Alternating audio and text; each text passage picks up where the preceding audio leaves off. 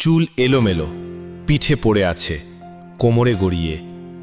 তার কোমল গায়ের ওপর পাতলা জামা উঠে গেছে কিছুটা, উন্মুক্ত হয়ে উঠেছে নাভির আশপাশ। সে জানেই না কেউ দেখছে। সন্ধ্যা নামছে। শহরের কোলাহল থেকে একটু দূরে সামিয়ার বাড়ি। অনেকদিন পর দেখা করতে আসা, পুরনো বন্ধু বলে কথা, অনেক স্মৃতি এই বাড়ির আনাচে কানাচে জড়িয়ে। দরজার সামনে পৌঁছাতেই হালকা খোলা। আমি ডাকলাম না, ভেতরে ঢুকে পড়লাম নীরবে। হঠাৎ থেমে গেলাম। ঘরের আধো আলোয় চোখে পড়ল সামিয়া তার ঘরে পোশাক পরিবর্তন করছে। আমি থমকে যাই, চোখ ফিরিয়ে নিতে চাই কিন্তু পারি না। নিজের দৃষ্টিকে অপরাধী মনে হয়, অথচ হৃদয়ে এক অজানা কম্পন। হঠাৎ সে ঘুরে তাকায়, চমকে ওঠে। তুমি কখন এলে? এইমাত্র। দরজাটা খোলা ছিল। একটু দাঁড়াও, আমি পোশাকটা পরে নিই। সে তাড়াতাড়ি ওড়না গায়ে দেয়। মুখে কিছুটা লজ্জা, কিন্তু চোখে অন্য কিছু। আমি বুঝতে পারি সামিয়া বদলে গেছে। সন্ধ্যার আলোয় আমরা বারান্দায়, সামিয়া চায়ের কাপ হাতে, আমি পাশেই বসে। পুরনো দিনের গল্প, হাসি, টুকটাক কথায় সময় কেটে যায়। তুমি অনেক শান্ত হয়ে গেছো। বয়স হচ্ছে বুঝি? না, শান্ত না। ভেতরে কিছু একটা চলছে তোমার। আমি চুপ করে থাকি।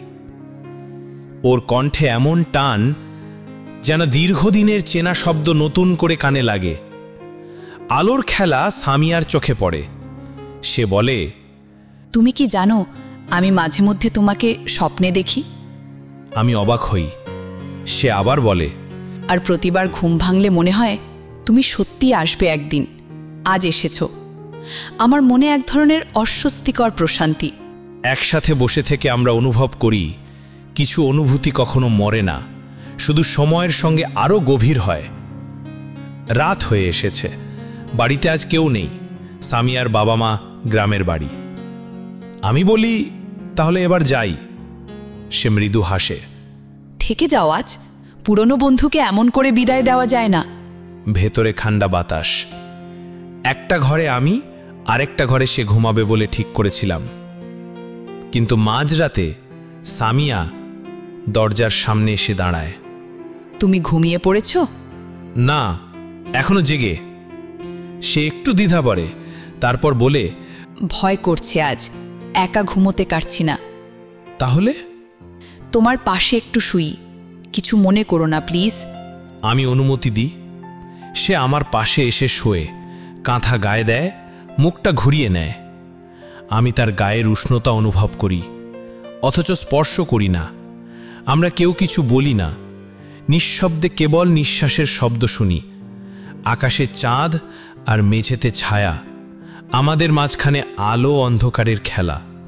হঠাৎ সে আমার হাত ধরে, খুব আস্তে। আমি চমকে উঠি না, শুধু বলি, তুমি ঠিক আছো? সে মাথা নাড়ে। তোমার গা ছুঁয়ে মনে হচ্ছে আমি নিরাপদ। আমি আর নিজেকে আটকে রাখতে পারি না। ওর মুখের দিকে তাকাই, চোখ বুজে আছে। ওর কপালে একটুখানি চুমু রাখি। সে চোখ খুলে তাকায়। আমাদের চোখের মধ্যে যেন এক ধরনের নীরব আকুতি। আমি ওর গাল ছুঁয়ে দিই। সে হাতটা আমার বুকের ওপর রাখে। আমি বলি, তুমি জানো না কতদিন ধরে তোমাকে চাই। সে বলে, আমি জানতাম, কিন্তু ভাবিনি তুমি মুখে বলবে কখনো। চুমু খাই তার ঠোঁটের কোণায়। সে চোখ বুজে নেয়, ঠোঁট কেঁপে ওঠে হালকা করে। আমরা কাছে আসি, স্পর্শ করি একে অন্যকে, কিন্তু সীমারেখা পার করি না।